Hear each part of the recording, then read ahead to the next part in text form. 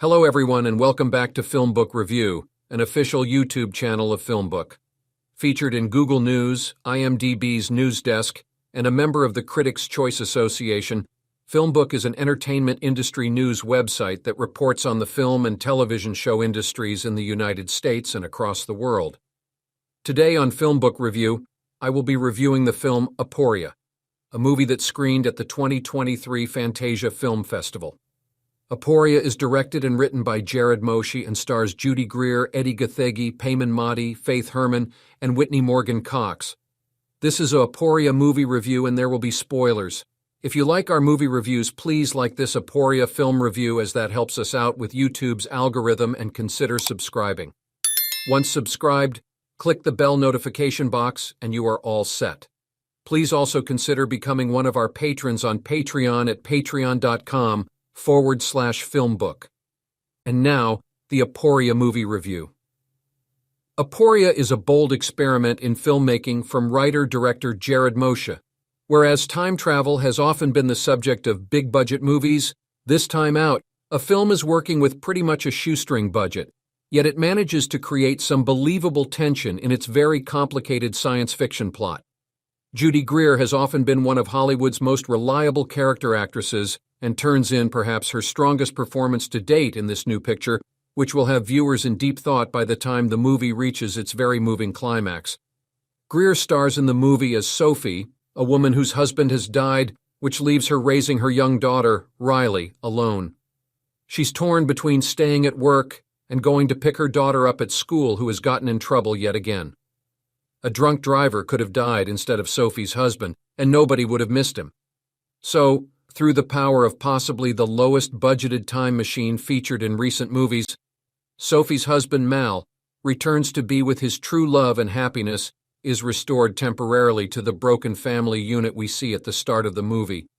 Payman Mahdi portrays Jabir, the brains behind the time machine, who is a good friend of Mal's and Sophie's. Mahdi turns in an excellent performance in the movie, creating a knowledgeable character who will soon know too well the consequences of changing the past. In returning Mal to life, Sophie finds happiness again, but at the expense of other people's suffering. Mal and Sophie's mutually satisfying connection brings them much joy, as does raising their daughter together. However, as the romantic couple start to play God, so to say, with Jabir's assistance, all hell breaks loose. Yes, they seem to successfully help a character called Aggie, but soon, their child is completely different as a result. Their child changes in ways that are very disturbing, and Sophie can only tell her past through photos, not through memories. Greer has scenes in this movie which are just as good as Toni Collette's work in The Sixth Sense. Greer's work in the new picture is full of heartfelt sincerity. Watch a scene where she realizes she cannot accept the fact that her daughter's life has been erased, even for the romantic love she has for Mal, as Sophie remembers all the events which shaped her past. Greer is in top form here. She has tearful moments as well as sequences where her character shows fierce determination, and Greer nails the role. Gathegi more than holds his own beside her. His character fields questions about his own physical disability from a key character in the movie, while maintaining a positive outlook throughout. Gathegi and Greer also have a fair share of romantic chemistry on screen as well. Payman Mahdi is quite effective as the one who must deal with the consequences of his own creation. Mahdi delivers a capable performance in a movie full of thought-provoking moments. What would one do if one could change the past, but certain tweaks got made that were not in sync with the expected results? Is changing the future or the past moral and just? In certain cases it is, but in others, not so much. Human sacrifice is a large focus of the topics that Aporia addresses head-on. Aporia is not a perfect film by any measure.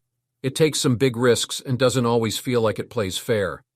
By changing certain elements of the past in the future, characters get rude awakenings, but anybody who goes back to change the future would know such risks exist. Wouldn't they? This movie focuses on the extent people would go to ensure happiness for the people around them. But is the cost worth the final results? The movie wisely lets the audience draw its own conclusions there. Judy Greer's performance is enough to recommend Aporia to viewers. The themes the movie showcases feel important and relevant. Greer carries much of the weight of the movie on her shoulders and does so in an admirable way. This film will certainly create interest in its director, Moshe, who deserves kudos just for the very fact that this film was made as gutsy as it was. By the film's end, the audience will have been challenged and will learn to appreciate the things we can change as well as the things which we cannot. It's a good movie. And that brings us to the conclusion of this Aporia movie review. I would love to hear your thoughts on it below in the comments section. If you liked what you heard during this review, please like this video and subscribe to this channel. Please also visit and subscribe to our podcast channel at FilmBook Podcast and our trailer and reaction channel at FilmBook Trailers. If you would like to get FilmBook's articles delivered to your inbox, sign up for our daily newsletter in the description at film-book.com. Thank you for viewing, and you can watch one of these reviews next.